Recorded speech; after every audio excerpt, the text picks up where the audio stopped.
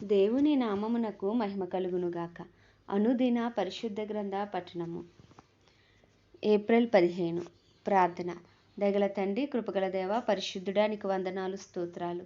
గడిచిన దినములు కాచి కాపాడి మరి ఒక నూతన దినము మా జీవితాల్లో ప్రవేశపెట్టినందుకు మీకు వందనాలయ్యా. ఈ దినం వాక్యము ద్వారా మమ్మల్ని బలపరచండి. ప్రార్థనలో స్తుతులలో తోడుగా ఉండి నడిపించమని యేసుక్రీస్తు అతి పరిశుద్ధ నామములు అడిగి వేడుకొనుచున్నాం పరమ తండ్రి, ఆమేన్. స్తుతులు. నీ కృప ఎంతో అమూల్యమైనది గనుక నీకు స్తోత్రం. నీ కృప నిత్యము ఉండును గనుక నీకు స్తోత్రం. నీ వాత్సల్యత ఎడతెక్క నిలిచినది గనుక నిర్మూలము గాకున్న వారము గనుక నీకు స్తోత్రం. అనుదినము నూతనముగా పుట్టు వాత్సల్యతను బట్టి నీకు స్తోత్రం. కరుణా కటాక్షములను నాకు కిరీటంగా ఉంచుచున్నవాడా నీకు స్తోత్రం. నీవు చేసిన ఉపకారములను బట్టి నీకు స్తోత్రం. మహత్యమును ప్రభావమును ధరించి ఉన్నవాడా నీకు స్తోత్రం. ప్రభావమును వస్త్రముగా ధరించి ఉన్నవాడా నీకు స్తోత్రం. వస్త్రము వలె వెలుగును కప్పుకొని ఉన్నవాడా నీకు స్తోత్రం. వాయువులను తనకు దూతలుగా చేసుకొని ఉన్నవాడా నీకు స్తోత్రం. ఆశగల ప్రాణమును తృప్తిపరచువాడా స్తోత్రం. నీ ఘనమైన నామము స్తుతింపబడును గాక, ఆమేన్. వాగ్దానములు. ప్రేమ, స్నేహము. దాసుడు తన యజమానుడు చేయు దానిని ఎరుగును గనుక ఇక మిమ్మును దాసులని పిలువక స్నేహితులని పిలుచుచున్నాను. ఎందుకనగా నేను నా తండ్రి వలన వినిన సంగతులన్నిటినీ మీకు తెలియజేసితిని, ఆమేన్.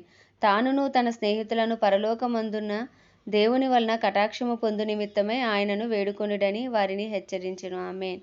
నిజమైన స్నేహితుడు విడువక ప్రేమించును. దుర్దశలో అట్టివాడు సహోదరుడుగా ఉండును, ఆమేన్. నా సహోదరుల నిమిత్తమును నా సహవాసుల నిమిత్తమును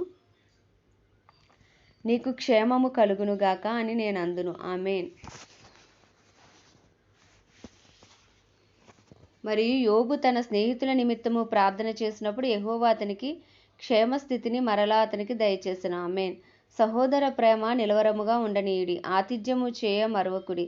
దాని వలన కొందరు ఎరుగకయే దేవదూతలకు ఆతిథ్యము చేసిరి, ఆమేన్. యెహోవా సెలవిచ్చినదేమనగా, నేను మీ ఎడల ప్రేమ చూపి ఉన్నాను, ఆమేన్. కాబట్టి యూదులు అతనిని ఎలాగూ ప్రేమించునో చూడుడని చెప్పుకొనుడి, ఆమేన్. నీ జనులైన ఇశ్రాయేలీయుల ఎదుట నుండి ఈ దేశపు కాపురస్తులను తోలివేసి నీ స్నేహితుడైన అబ్రహాము యొక్క సంతతికి దీన్ని శాశ్వతముగా ఇచ్చిన మా దేవుడవు నీవే, ఆమేన్. కాబట్టి సత్యమును సమాధానమును ప్రియముగా ఎంచుడి, ఆమేన్.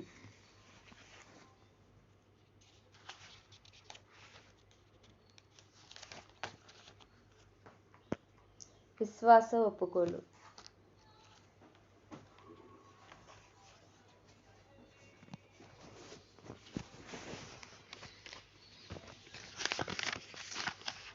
బైబిల్ గ్రంథమును తేనె కంటే జుంట తేనె కంటే మధురమైనది. నా లోపల నాటబడిన నా ఆత్మ రక్షించుటకు శక్తిగల వాక్యమును సాత్వికముతో అంగీకరించుచున్నాను. ప్రతి లేఖనము దైవావేశం వలన కలిగిన నాకు ప్రయోజనకరమై ఉన్నది, ఆమేన్. దేవునికి ఆయాసకరమైన మార్గము నా యందున్నదేమో అని దేవుని వాక్యపు వెలుగులో నన్ను శోధించుకొనుచున్నాను, ఆమేన్. దేవుని వాగ్దానములు నాకు ఉన్నవి గనుక దేవుని భయముతో పరిశుద్ధతను సంపూర్తి చేసుకొనుచు శరీరమునకును ఆత్మకును కలిగిన సమస్త కల్మషము నుండి నన్ను పవిత్రునిగా చేసుకొందును, ఆమేన్.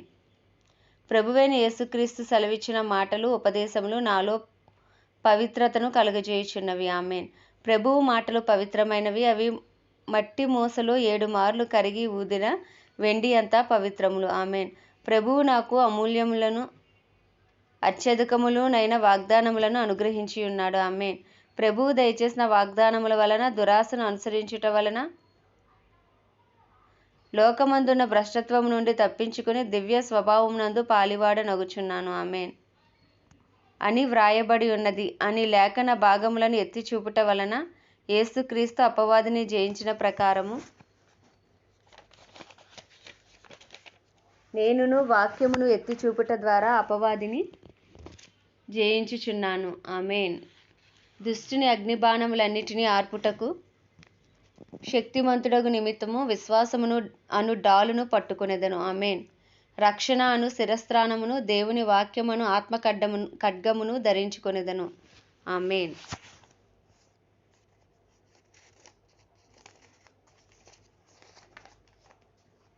రెండవ సమూయేలు గ్రంథము 13-14 అధ్యాయములు.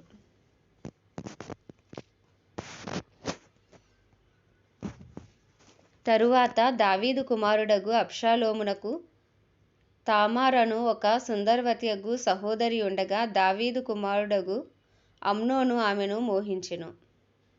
తామారు కన్య అయినందున ఆమెకు ఏమి చేయవలనన్నను దుర్లభమని అమ్నోను గ్రహించి చింతాక్రాంతుడై తన చెల్లెలైన తామారును బట్టి చిక్కిపోయెను. అమ్నోనునకు మిత్రుడొకడుండెను. అతడు దావీదు సహోదరుడైన షిమ్యా కుమారుడు. అతని పేరు యెహోనాదాబు. ఈ యెహోనాదాబు బహు కపటము గలవాడు. అతడు, రాజకుమారుడవైన నీవు నానాటికి చిక్కిపోవుటకు హేతువేమి? సంగతి నాకు తెలియజెప్పువా అని అమ్నోనుతో అనగా, అమ్నోను, నా తమ్ముడగు అబ్షాలోము సహోదరి అయిన తామారును నేను మోహించియున్నానని అతనితో అనెను. యెహోనాదాబు, నీవు రోగివైనట్టు వేషము వేసుకుని నీ మంచం మీద పండుకొని ఉండుము. నీ తండ్రి నిన్ను చూచుటకు వచ్చినప్పుడు నీవు నా చెల్లెలైన తామారు చేత సిద్ధపరచబడిన భోజనము నేను భుజించినట్లు ఆమె వచ్చి నేను చూచుచుండగా దానిని సిద్ధము చేసి నాకు పెట్టినట్లు సెలవిమ్మని అడుగమని అతనికి బోధింపగా, అమ్నోను పడక మీద పండుకొనెను. అమ్నోను కాయిలా పడినని రాజు అతన్ని చూడ వచ్చినప్పుడు, అమ్నోను నా చెల్లెలగు తామారు చేత వంటకము నేను భుజించినట్లు ఆమె వచ్చి నేను చూచుచుండగా నా కొరకు 2 అప్పములు చేయుటకు సెలవిమ్మని రాజుతో మనవి చేయగా, దావీదు నీ అన్నయగు అమ్నోను ఇంటికి పోయి అతని కొరకు భోజనము సిద్ధము చేయమని తామారు ఇంటికి వర్తమానము పంపెను. కాబట్టి తామారు తన అన్నయగు అమ్నోను ఇంటికి పోయెను. అతడు పండుకొని ఉండగా ఆమె పిండి తీసుకుని కలిపి అతని యొద్దట అప్పములు చేసి వాటిని కాల్చి బొరుసు పట్టుకుని అతనికి వడ్డింపగా, అతడు నాకు వద్దని చెప్పి ఉన్నవారందరూ నా యొద్ద నుండి అవతలకు పొండెను. వారందరూ బయటకు పోయిన తర్వాత అమ్నోను నీ చేతి వంటకము నేను భుజించినట్లు దానిని గదిలోనికి తెమ్మనగా, తామారు తాను చేసిన అప్పములను తీసుకుని గది లోపలనున్న తన అన్నయగు అమ్నోను నొద్దకు వచ్చెను. అయితే అతడు భుజింపవలనని ఆమె వాటిని తీసుకొని వచ్చినప్పుడు అతడు ఆమెను పట్టుకొని, నా చెల్లి రమ్ము, నాతో శయనించుమని చెప్పగా, ఆమె, నా అన్న, నన్ను అవమానపరచకుము. ఇలాగు చేయుట ఇశ్రాయేలీయులకు తగదు. ఇట్టి జార కార్యము నీవు చేయవద్దు. నీ అవమానము నేనెక్కడ దాచుకొందును? నా అవమానము నేనెక్కడ దాచుకొందును?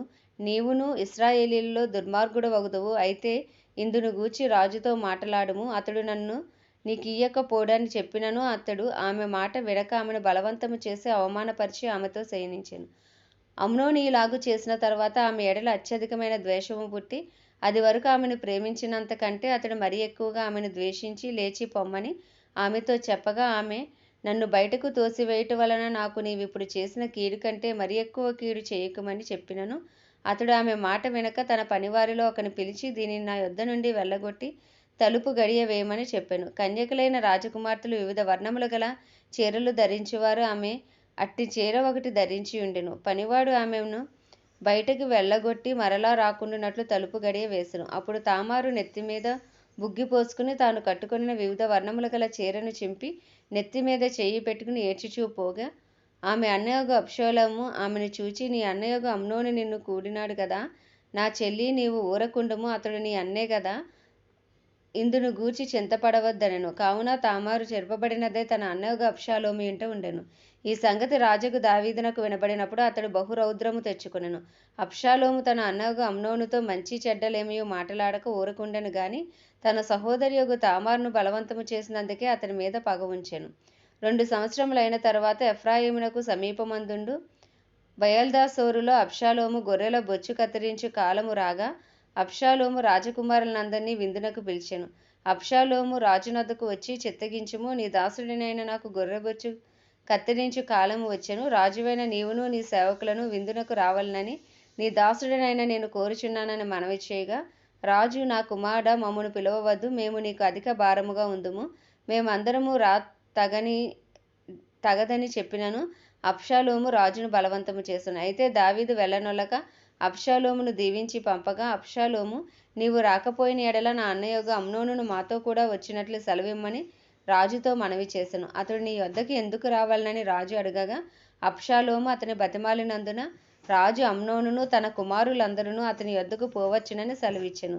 అంతలో అబ్షాలోము తన పనివారిని పిలిచి, అమ్నోను ద్రాక్షారసం వలన సంతోషి అయి ఉండుట మీరు కనిపెట్టి ఉండి అమ్నోనును హతము చేయుడని నేను మీతో చెప్పునప్పుడు భయపడక అతన్ని చంపుడి. నేను గదా మీకు ఆజ్ఞ ఇచ్చియున్నాను. ధైర్యము తెచ్చుకొని పౌరుషము చూపుడి అని గట్టిగా ఆజ్ఞ ఇచ్చెను. అబ్షాలోము ఇచ్చిన ఆజ్ఞ చొప్పున చేయగా రాజకుమారులందరూ లేచి తమ కంచెర గాడిదలనెక్కి పారిపోయిరి.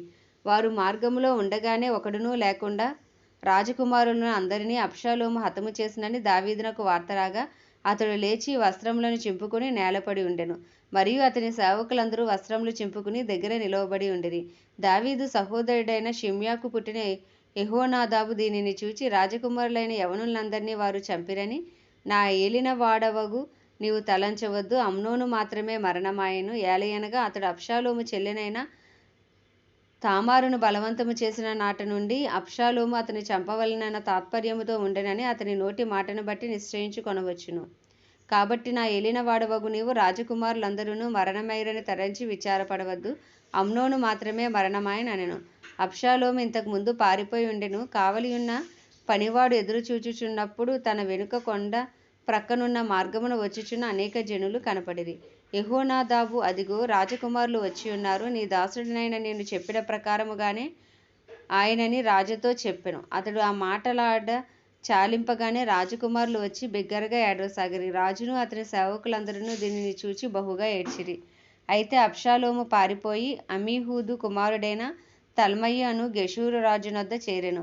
దావీదు అనుదినమును తన కుమారుని కొరకు అంగలార్చుచుండెను. అబ్షాలోము పారిపోయి గెషూరునకు వచ్చి అక్కడ 3 సంవత్సరములున్న తరువాత రాజైన దావీదు అమ్నోను మరణమాయెననుకుని అతనిని గూర్చి ఓదార్పు నొందినవాడే అబ్షాలోమును పట్టుకొనవలెనన్న ఆలోచన మానెను. 2 సమూయేలు గ్రంథము 14వ అధ్యాయము. రాజు అబ్షాలోము మీద ప్రాణము పెట్టుకుని ఉన్నాడని సెరూయా కుమారుడైన యోవాబు గ్రహించి తెకోవ నుండి యుక్తిగల ఒక స్త్రీని పిలువనంపించి ఏడ్చుచున్న దానవైనట్టు నటించి దుఃఖవస్త్రములు ధరించుకుని తైలము పూసుకొనక బహుకాలము దుఃఖపడిన దానివలె ఉండి, నువ్వు రాజునొద్దకు వచ్చి ఈ ప్రకారము మనవి చేయవలనని దానికి బోధించెను. కాగా తెకోవ ఊరి స్త్రీ రాజునొద్దకు వచ్చి సాగిలపడి నమస్కారము చేసి, రాజా, రక్షించుమనగా రాజు నీకేమి కష్టము వచ్చినని అడిగెను. అందుకు ఆమె, నేను నిజముగా విధవరాలను, నా పెనివిటి చనిపోయెను. నీ దాసీనైన నాకు 2 కుమారులుండిరి. వారు పొలములో పెనుగులాడుచుండగా విడిపించువాడెవడునూ లేకపోయినందున వారిలో ఒకడు రెండవ వాని కొట్టి చంపెను. కాబట్టి నా ఇంటి వారందరూ నీ దాసీనైన నా మీదకి లేచి తన సహోదరిని చంపిన వాని అప్పగించుము. తన సహోదరిని ప్రాణము తీసినందుకే మేము వాణ్ణి చంపి హక్కుదారుని నాశనము చేతుమనుచున్నారు. ఈలాగున వారు నా పెనిమిటికి భూమి మీద పేరైనను శేషమైనను లేకుండా మిగిలిన నిప్పురవను ఆర్పివేయబోవుచున్నారని రాజుతో చెప్పగా, రాజు, నీవు నీ ఇంటికి పొమ్ము, నిన్ను గురించి ఆజ్ఞ ఇత్తునని ఆమెతో చెప్పెను. అందుకు తెకోవ ఊరి స్త్రీ, నా ఏలినవాడా రాజా, దోషము నా మీదను నా తండ్రి ఇంటివారి మీదను నిలుచునుగాక. రాజునకును రాజ్య సింహాసనమునకును దోషము తగలకుండును గాక అని రాజుతో అనగా, రాజు, ఎవడైనను దీనిని గూర్చి నిన్నేమైనా అడిగిన ఎడల వానిని నా యొద్దకు తోడుకుని రమ్ము, వాడికను నిన్ను ముట్టక యుండునని ఆమెతో చెప్పెను. అప్పుడు ఆమె, రాజువైన నీవు నీ దేవుడైన యెహోవాను స్మరించి హత్యకు ప్రతిహత్య చేయువారు నా కుమారుని నశింపజేయకుండా ఇకను నాశనము చేయుట మాన్పించమని మనవి చేయగా, రాజు, యెహోవా జీవము తోడు, నీ కుమారుని తల వెంట్రుకలలో ఒకటైనను నేలరాలకుండుననెను. అప్పుడు ఆ స్త్రీ, నా ఏలిన వాడవగు నీతో ఇంకొక మాట చెప్పుకొనుట నీ దాసీనగు నాకు దయచేసి సెలవిమ్మని మనవి చేయగా, రాజు చెప్పుమనెను. అందుకు ఆ స్త్రీ, దేవుని జనులైన వారికి విరోధముగా నీవెందుకు దీనిని తలపెట్టి ఉన్నావు? రాజు ఆ మాట సెలవిచ్చుట చేత తాను వెళ్ళగొట్టిన తన వాని రానియక తానే దోషియగుచున్నాడు. మనమందరమును చనిపోదుము గదా. నేలను ఒలికిన మీదట మరల ఎత్తలేని నీటివలె ఉన్నాము. దేవుడు ప్రాణము తీయక తోలివేయబడిన వాడు తనకు దూరస్థుడు కాకయుండుటకు సాధనమును కల్పించుచున్నాడు. జనులు నన్ను భయపెట్టిరు గనుక నేను దీనిని గూర్చి నా ఏలినవాడవగు నీతో మాటలాడవచ్చితిని. కాబట్టి నీ దాసురాలనగు నేను రాజు తన దాసీనగు నా మనవి చొప్పున చేయునేమో. రాజు నా మనవి అంగీకరించి దేవుని స్వాస్యము అనుభవింపకుండా నన్నును నా కుమారుని నాశనము చేయదలిచిన వాని చేతిలో నుండి తన దాసీనగునను విమోచింపునేమో అనుకొంటిని. మరియు నీ దేవుడైన యెహోవా నీకు తోడై ఉన్నాడు గనుక నా ఏలిన వాడవును రాజువునగు నీవు దేవుని దూత వంటి వాడవై మంచి చెడ్డలనియు విచారింప చాలియున్నావు. కాబట్టి నీ దాసీనగు నేను నా ఏలినవాడగు రాజు సెలవిచ్చిన మాట సమాధానకరమగునని అనుకొంటిననెను. రాజు, నేను నిన్ను అడుగు సంగతి నీవెంత మాత్రమును మరుగు చేయవద్దని ఆ స్త్రీతో అనగా, ఆమె, నా ఏలిన వాడవగు నీవు సెలవిమ్మనెను. అంతటా రాజు, యోవాబు నీకు బోధించెనా అని ఆమెను అడిగినందుకు ఆమె ఇట్లనెను, నా ఏలినవాడవైన రాజా, నీ ప్రాణము తోడు చెప్పిన దానిని తప్పక గ్రహించుటకు నా ఏలినవాడవును రాజువునగు నీ వంటివాడు ఒకడునూ లేడు. నీ సేవకుడగు యోవాబు నాకు బోధించి ఈ మాటలన్నిటినీ నీ దాసీనగు నాకు నేర్పెను.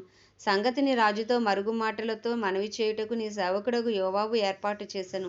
ఈ లోకమందు సమస్తమును ఎరుగుటయందు నా ఏలినవాడవగు నీవు దేవదూతల జ్ఞానము వంటి జ్ఞానము గలవాడువు. అప్పుడు రాజు యోవాబుతో ఇలాగు సెలవిచ్చెను, ఆలకించుము, నీవు మనవి చేసిన దానిని నేను ఒప్పుకొనుచున్నాను.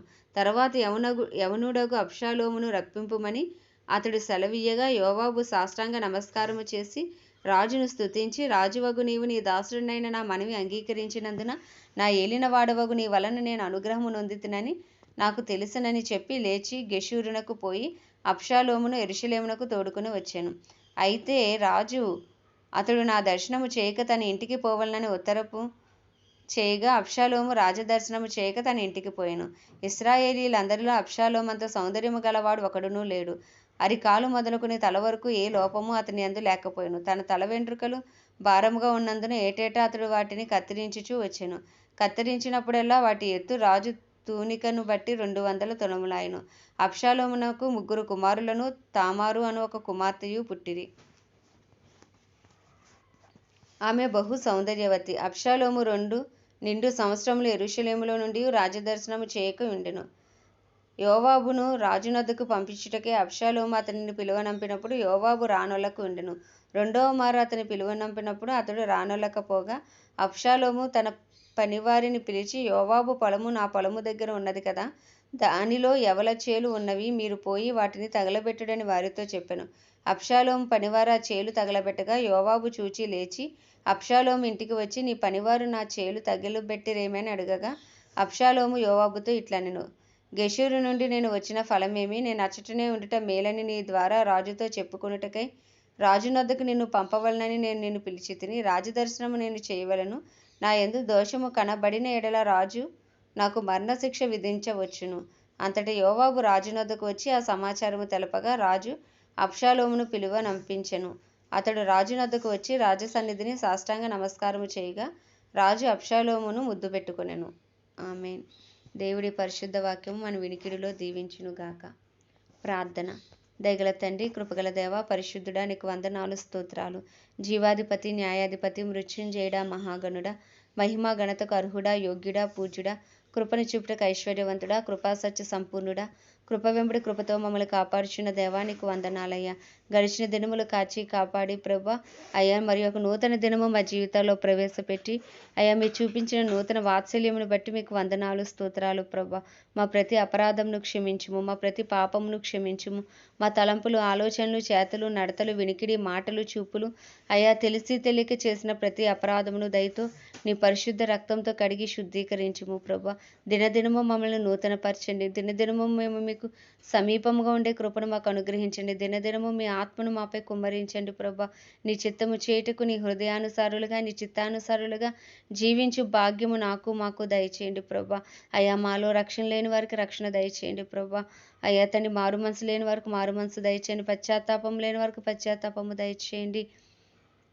పరిశుద్ధాత్మ అనుభవం లేని వారికి పరిశుద్ధాత్మను అనుగ్రహించండి ప్రభా. తండ్రి, నీకు వందనాలు, స్తోత్రాలు ప్రభా. ఏ విధము చేతనైనను అయ్యా కొంతమందిని రక్షించే అభిషేకం మాకు దయచేయండి. సువార్తను ప్రకటించి ప్రార్థించే వారుగా మమ్మల్ని ఉంచమని ప్రార్థిస్తున్నాం ప్రభా.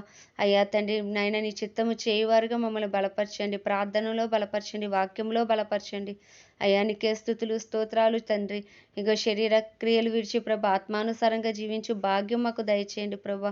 మేము చేసే ప్రతి పనిలో మీరు తోడై ఉండి మమ్మల్ని నడిపించండి తండ్రి. మమ్మల్ని, మా కుటుంబాలను మీరు జ్ఞాపకం చేసుకోండి ప్రభా. మాలో ఎవరు అనారోగ్యంగా ఉన్నారో, ఎవరు మానసికంగా బలహీనంగా ఉన్నారో, ఆధ్యాత్మికంగా బలహీనంగా ఉన్నారో, అయ్యా ఆర్థికంగా బలహీనంగా ఉన్నారో ప్రభా, అందరినీ మీరు జ్ఞాపకం చేసుకోండి ప్రభా. అయ్యా వారి వారి బలహీనతల నుంచి వారికి విడుదల నిశ్చయంగా యేసు క్రీస్తు నామంలో కలుగునుగాకని ప్రార్థిస్తున్నాం ప్రభా. అయ్యా నీకే స్తుతులు, స్తోత్రాలు. మా పట్టణాలు, మా ప్రాంతాలను మీరు జ్ఞాపకం చేసుకోండి ప్రభా. మా రాష్ట్రమును మీరు జ్ఞాపకం చేసుకోండి. మా దేశమును మీరు జ్ఞాపకం చేసుకోండి అయ్యా. భారతదేశంపై నీ కనిక్రమును దిగిరాని అయ్యా, నీ కృపను దిగిరాని అయ్యా. అయ్యా తండ్రి, నాయన ఇగో కడవరి దినాల్లో ఉన్నాము నాయన, చివరి దినాల్లో ఉన్నాము ప్రభా. అయ్యా తండ్రి, ఇగో 150 కోట్ల మందికి సువార్త అందాలి ప్రభా. ఏ ఒక్కరికి సువార్త అందకుండా ఎవరూ నశించిపోవటానికి వీల్లేదు తండ్రి నాయన. అయ్యా నీ రాకడకు సిద్ధపడాలి ప్రభా తండ్రి. నీ కృపను అనుగ్రహించండి నాయన. అందరికీ అంతటా సువార్త అందించబడినట్లు ఇంకనూ సువార్థికులు, ప్రవక్తలు, అపోస్తలులు లేపబడుదురుగా కానీ ప్రార్థిస్తున్నాం ప్రభా. అయ్యా తండ్రి నాయన, అలాగే నాయన ఈ సంవత్సరం ఎలక్షన్స్లో నాయన మంచి ప్రభుత్వాన్ని, ప్రజలకు మేలు చేసే ప్రభుత్వాన్ని మీరు నాయన దయచేయమని ప్రార్థిస్తున్నాం ప్రభా. ఏ ఒక్క ఆత్మ నరకంలోకి వెళ్లకుండా అయ్యా అందరూ రక్షించబడాలని నువ్వు ఇచ్చయించి ఉన్నావు ప్రభా నాయన. అయ్యా నీ చిత్తము జరగాలి, నీ రాజ్యం స్థాపించబడాలి ప్రభా. అయ్యా ప్రపంచ దేశాలన్నింటినీ జ్ఞాపకం చేసుకోండి అయ్యా. వాటిని పరిపాలిస్తున్న రాజులను, వారి కింద పనిచేసిన అధికారులను మీరు జ్ఞాపకం చేసుకోండి. సమస్త మానవాళికి నీ కృపను విస్తరింపచేయండి నాయన. అందరికీ అంతటా రక్షణ అనుగ్రహించండి ప్రభా. అయ్యా నీకు వందనాలు, స్తోత్రాలు, స్తుతులు. దైవజనులందరినీ ప్రత్యేకించి నీ హస్తాలకు అప్పచెప్పుకుంటున్నాం ప్రభా. అయ్యా యథార్థంగా సేవ చేయించి నీ కొరకు పరిగెట్టుచున్న ప్రతి దైవజనుపై నీ కృప కలుగును గాక. ధైర్యంతో వాక్యమును బోధించి అభిషేకము వారికి కలుగును గాక. అయ్యా తండ్రి డినామినేషన్స్ భేదం లేకుండా అందరూ ఏకతాటిపైకి వచ్చుదురు గాక ప్రభా. అయ్యా తండ్రి సత్యము నుండి సర్వసత్యములోకి నడిపించబడుదురు గాక. క్రైస్తవులందరూ నీ రూపులోకి మార్చబడుదురు గాక. నీ పత్రికలుగా మార్చబడుదురు గాక తండ్రి. అయ్యా తండ్రి నాయన మమ్మల్ని అందరినీ బలపరచండి, వాడుకోండి. నీ చిత్తము చేయుటకు మమ్మల్ని పురుగొల్పండి ప్రభు. ఇజ్రాయెల్ దేశానికి క్షేమం అనుగ్రహించండి. ఇజ్రాయెల్ సరిహద్దుల్లో సమాధానం ఉంచండి ప్రభా తండ్రి. ఇజ్రాయెల్లో నీ చిత్తము జరిగించండి అయ్యా. అయ్యా సమస్త దేశములను, వాటిని పరిపాలిస్తున్న రాజులను, వారి కింద పనిచేసిన అధికారులు అందరికీ నీ కృప కలుగునుగాక అని ప్రార్థిస్తూ సమస్త మానవాళిని హస్తాలకు అప్పచెప్పుకుంటూ ప్రభా. అయ్యి దినమంతా నాయన అయ్యా మమ్మల్ని మాకు మీరు తోడుగా ఉండి నడిపించమని, ప్రతి కీడు నుండి తప్పించమని, దుష్టుడు బారి నుండి తప్పించమని యేసుక్రీస్తు అతి పరిశుద్ధ నామంలో అడిగి వేడుకొంచున్నాం మా పరమ తండ్రి. ఆమేన్.